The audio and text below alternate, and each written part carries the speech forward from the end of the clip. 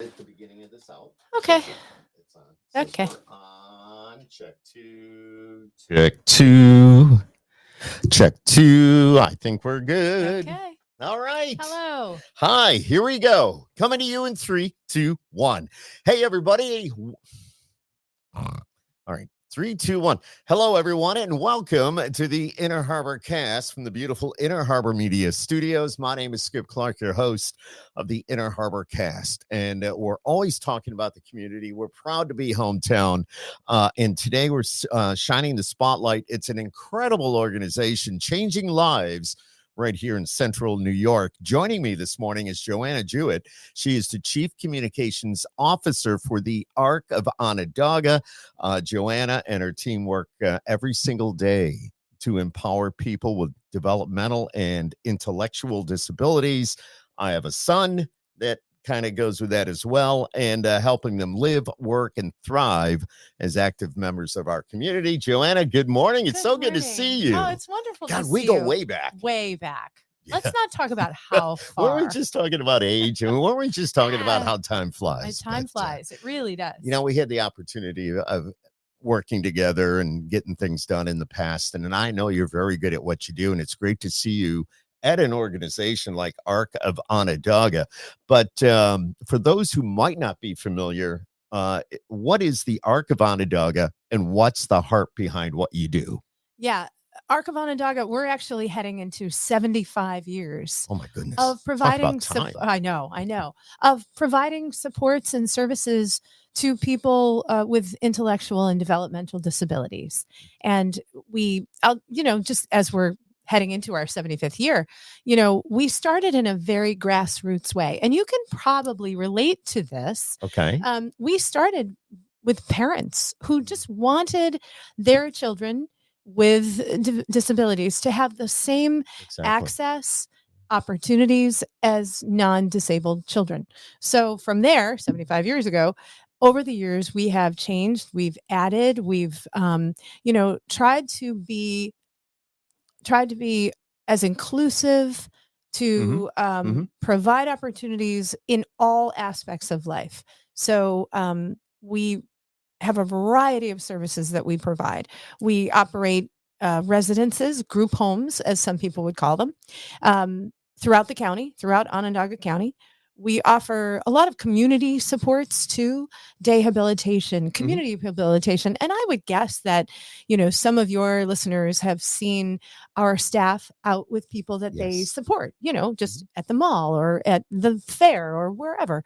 We strive to help people, support people so they can live meaningful lives in this beautiful community of ours. I love this. What inspired you, Joanna, to get involved? Well, I definitely have a heart for nonprofit organizations. Yes. And I'm sure you can relate to this too. I think it's our responsibility to help those who are more vulnerable than we. And unless you have a connection, a personal connection, a family member, a family friend, most people may not know what an intellectual or developmental disability looks like. After we graduate from high school, where we see kids who benefit from special education, we might not have a lot of experience. So when I heard about the position, I thought, oh, that's a great organization. Yeah. And when I learned more about the kinds of supports and the people and what ARC does, I thought, I need to be part of that. Absolutely. Yeah. And you're blessed. I am. Cool. Yeah. What are some of the biggest misconceptions of, that the public still has about people with developmental disabilities? Some of those, I think, history, if you go back, 50, 60, even 25 years, I think the thought for a very long time was people with IDD, I'm abbreviating, intellectual and developmental disabilities, that they had to be sheltered, they had to be protected, they had to be kind of, kept away, kept safe. that's not really, where we live anymore. People with developmental, physical, any kind of disability, they just want to be part of the community, right? They want to work, they want to live, they want to enjoy all the things that everybody does. So I think that's probably the biggest myth. And, what we see so often, one of the services that we offer is an employment program. Love it. Yeah, it's and again, I'm sure you can relate. Adults want to work, making income, being able to support yourself, live as independently as possible. Those mean a lot to an adult. It never used to be that way. Correct. I mean, if we go way back, I mean, for example, I have a son that's 24. He's Down syndrome. And Zach, I mean, if we were to go back 70, 50 or 75 years, chances are he would have been somewhere in an institution. And that's sheltered. Yep. That is, thank God it's the past. Absolutely. Absolutely. And, the employers that we work with locally, the companies that, the VA and Wegmans and Tops and Price Chopper and you name it, we have people that we support working in a lot of businesses. In fact, October is developmental employment ability. I'm sorry. I'm going to say that again. It's that long. It is a phrase. long one. It is. It's Disability Employment Awareness Month. Yes. Which basically all we're trying to do is let prospective employers know that people with IDD want to work. They're loyal. They will come. They have a work ethic. I'm behind that 100% Absolutely. Because I see it every day. Yes, you do. Yes, you do. And I think a lot of people do.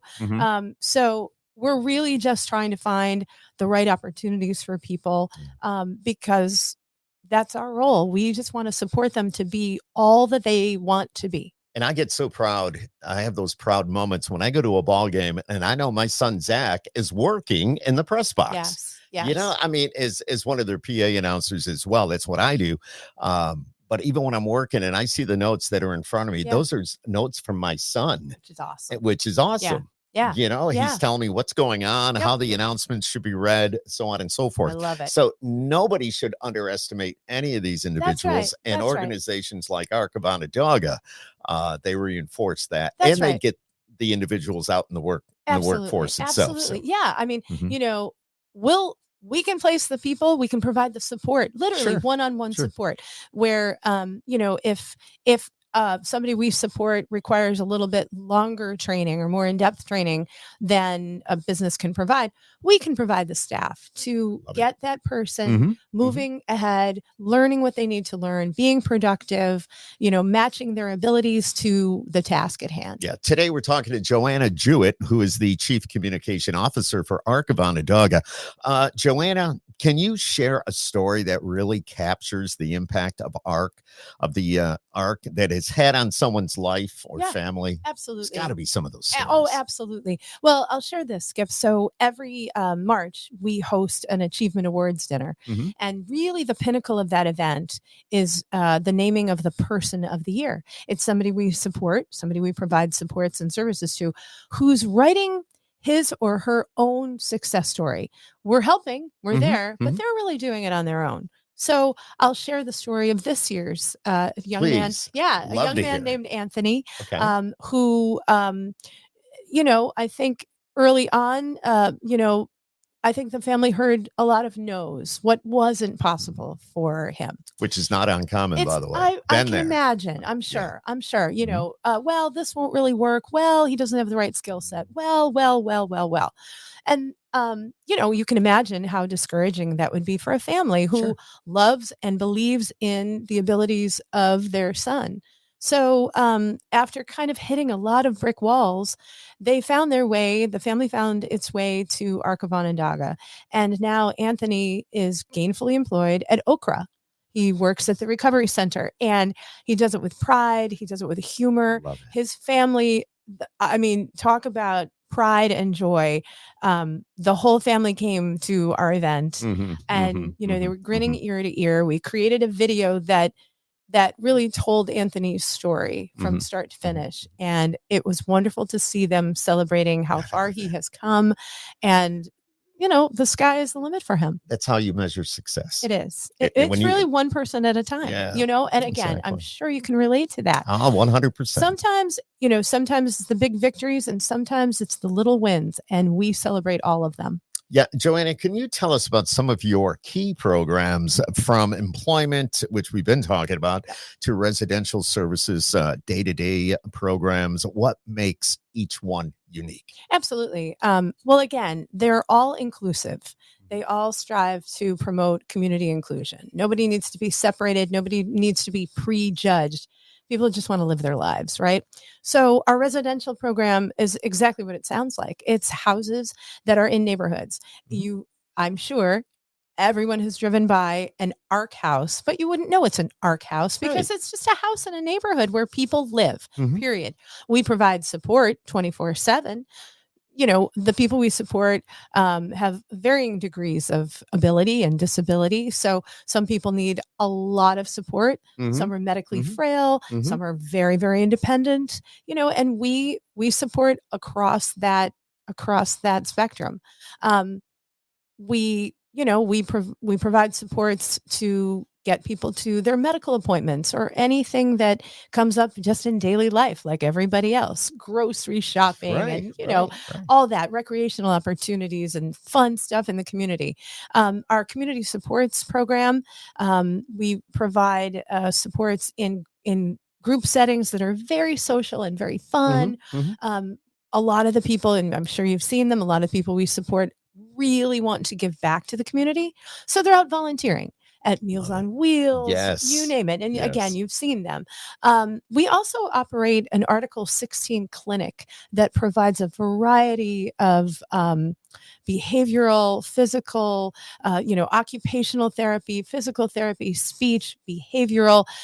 We provide autism testing. So there's also the clinical side of things. I mentioned the employment program is really big for us. And increasingly what we hear from families is, they want more opportunities for their school age kids. And sometimes, and maybe you can relate to this too, families need a little break, right? To catch up on, I thought with the holidays coming, thinking about, getting ready for the holidays. So we do provide some respite programs. Nice. Yeah. Where people can, teenagers and up can come, they can enjoy, an art creation project or love it. Yeah. There's some really cool stuff. We a few years ago, we embarked on a big renovation project at our main location, which is right down from the Rosamond Gifford Zoo. And now we have an art studio and we hired an arts coordinator. Wow. And the art that is being produced out of that studio is, no disrespect to arts and crafts. This is art. This is real art. This is painting and sculpture. And it is something really special. That's just that's awesome. Yeah. I'm trying to think of the right word to say. Awesome is the right word. Awesome is the right word. Yeah. How does ARC of Onondaga partner with, let's say, local schools, the businesses, community organizations? How do you guys do that? We're really fortunate. We enjoy a lot of really great partnerships. And one that always comes to the top of mind is the Red House Art Center. Oh, yeah. Yeah. We've been working with them for, I think it's 10 years. And every spring, people we support are involved in a production. Big Fish was this year's. Oh, wow. Next year it's Pippin. And the neat thing has been to see kind of the evolution. When this partnership production came up, people we support were, they had small roles. They were part of the groups, but now they have kind of starring roles. They sing, they dance, they act, and they do it in partnership, in tandem with professional actors and and singers and choreographers. And it's really, you can imagine the benefits from a program like that, how it benefits how you move, how you carry yourself, your self-confidence, getting to know one another, making friends. Yeah. I don't know if your son ever experiences this. I know how gregarious he is. But sometimes people with developmental and intellectual disabilities have just don't have the exposure to meet new people. He loves it. Yeah. I mean, yeah. and once, for example, Zach loves to meet people. I bet. Oh, And whether it's a hug or whether they're shaking hands, yeah. once he meets you, Yep. he will never forget you. Ah, It may be a couple of years before you see each other again. but And he's it's like, gonna know hey, you. he knows Yeah. you, Yeah. Yeah. So that's Those are amazing. important. Those are important connections. Yes. And the partnership with the Red House makes all of that happen. And then we get to go enjoy live theater that features Some of the people we best. support. Some of the best. It's a win-win across the board. All the way across. it What really kind of Joanna Jewett, the Chief Communications Officer for the Ark of Onondaga? Thanks again for being here. But what kind of training or support do staff and volunteers receive? Well, as you can imagine, Ark of Onondaga and agencies like ours that work with the Office for People with Developmental Disabilities, there's a lot of training required. And it's kind of like that hard skills and soft skills, right? So, they have to learn things like CPR and, because they are working with people who are vulnerable and working in houses where people live and things come up, right? Yep. Emergencies Things come happen. up. But there are also the other, there's the other training, right? Because not only do we want to support people in challenging times, but just day to day, right?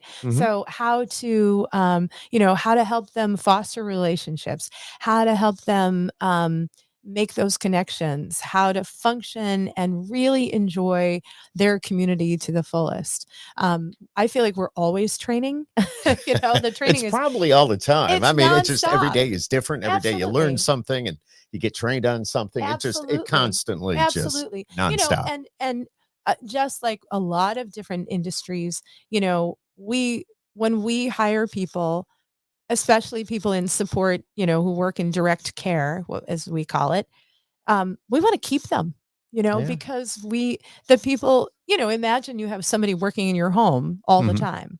You want to know them. You want them to know you. There has to be some familiarity there, some trust, right? Yeah. So 100%. when we bring on new staff, we really strive to provide a great experience so they'll stay and stay in people's lives. That's good. Yeah. That's good. And for those working there, they have a heart for what they do. Oh, you know what I mean? It's not just somebody going in and, punching the clock and going to work and, absolutely not. 3:30, it's time to go home. It is No. job. They're there because of this. Absolutely. I mean, I'll tell you that during COVID, just like every other organization, we had some times when we really needed to beef up our staff. Sure. And I, in the communications and, fundraising department, worked one day in one of our homes. And I knew before, but after my 7-hour shift, I really had such a deepened respect and appreciation for you what always people did, do. but maybe even just a little bit so more. much more so. Yeah. And sadly, nobody is going to get rich doing this work. No, they're just it's not. like anything. It's funding just So doesn't work. It comes from your heart. It has to, and it's so lovely to see people who are working really challenging jobs, but they do it strictly because they love it, and inevitably, there are a lot of people who sometimes people leave for other opportunities and they come back. And we actually started a campaign earlier this year called Back to Ark, where we ask people, what brought you back? And it's a one-word answer: people. The people brought them back. They missed. Oh my gosh. They missed the interaction. They love missed, I can't tell you how many people say, I walk into work and everybody's happy to see me. Like, how often do you walk into your work and everybody's happy to see you? You know what I mean? So, no, totally. Yeah. And I was happy to see you this morning when you walked through the door. Thank So you. it's And been a you little too. bit. It But has. how has Ark of Onondaga adapted to the new challenges that are out there? There's a lot going on, whether it's funding, technology, changing community needs. We see that every day. We do. We do try to adapt. And I think just the nature of the support that we provide, we have to adapt. I mean, somebody may be having a good day or a not so good day. And our staff is we're trained for that. We know the day could go great. The day might not go as great, but we're ready and we're quick on our feet. And I think because of the community partnerships that we enjoy, opportunities like this where we get to, hopefully educate the public. We count on a lot of support from our community, which is really wonderful. Part of my my role is fundraising. We host a couple of events every year, and all the money that we raise through the Arc of Onondaga Foundation goes right back to the people we support through grants. Yeah, we just funded one the other day, a $10,000 grant. So ultimately it's all about the people that we support. Tell me about some of the events. Yeah. Like, I know you have those going on. You just mentioned a couple. We do. Well, in September, we hosted the 31st annual ARC race, which is, presented by the Arc of Onondaga Foundation, which is a separate 501c3. I work for both the agency and the foundation. And, we offered a 5K, a 3K walk, a 1 mile kids fun run. If you want to see something adorable, line up a bunch of kids on a starting line and say, go, and watch them run. It's wonderful. Every March, we host our Achievement Awards dinner. We have that coming up. And, we've got a big event coming up in March because we are celebrating our 30th Achievement Awards dinner, but the 75th anniversary of Arc of Onondaga. It is huge. If somebody wanted to go to that, can they go to that, like a website? Yeah, and buy tickets. Say, I want to be we there. haven't opened the ticket buying window yet, but yes, soon we do that have opportunity. information. Yeah. So if they go to arcon.org, that's where they'll find everything. All the events. All of our events, all of our programs. If they, we do want to be a resource to families. If, how to get started, if you have a loved one who could, use some support, all of that information is right on our website. What makes you smile? Oh my gosh. What really would put a smile on your face? Honestly, gratitude is the key to everything for me. That's awesome. That's period, the end. And, what, if you could tell somebody here in Central New York one thing about Arc of Onondaga, what would it be? I think it would be a message of inclusion, really, just trying to make our community even more inclusive and accepting of people who might look a little bit different or act a little bit different, but are still members of the community who are just living life like we are, I'm going to throw a question at you. Yeah. And you're going to go, this is a tough one. No, go ahead. If Arc of Onondaga had a theme, because I'm into music. Yeah. So if Arc of Onondaga had a theme song, what would it be? Oh my gosh. Told you. It's going to make you think a little bit. It's funny. A few years ago, we created a video and we brainstormed what song, and we involved the people that we support and staff. And the song was Respect by Aretha Franklin, because, that's really what we're aiming for, that people of all abilities will be respected, invited, included. Perfect answer. And a perfect song it's a for great that. Song, right? It is. We've been chatting with Joanna Jewett. She is the Chief Communications Officer for the Arc of Onondaga this morning, and hopefully you got some great information from this interview. Just here it is. It's another great organization right here in our own backyard. I know it personally, for those that know me, and of course we talked about it earlier, raising a son with Down syndrome. Never a dull moment. Never a dull moment. There's always laughing and smiling and hugging going on in the house. He's got a job, which, if it wasn't for the people like at ARC and those that are guiding these individuals along the way, I don't know where we would be. So, well, luckily, we're there. You don't have to think about it. Yeah. So awesome. Thank Joanna, you, thank you so much for coming in this morning. It's a pleasure to see you. Great to see you. It's a pleasure to chat with you. And thank you for watching and thank you for listening. It's been the Inner Harbor Cast with our 4 radio stations here right at the Inner Harbor Media Studios. If you look out the window, you see the Inner Harbor right over there. It's absolutely beautiful. So thank you for watching. Thank you for listening, everybody. And thank you, Joanna, for being here. Skip. Yay. Okay. Good. Yeah, you tell me. Yeah, I think so.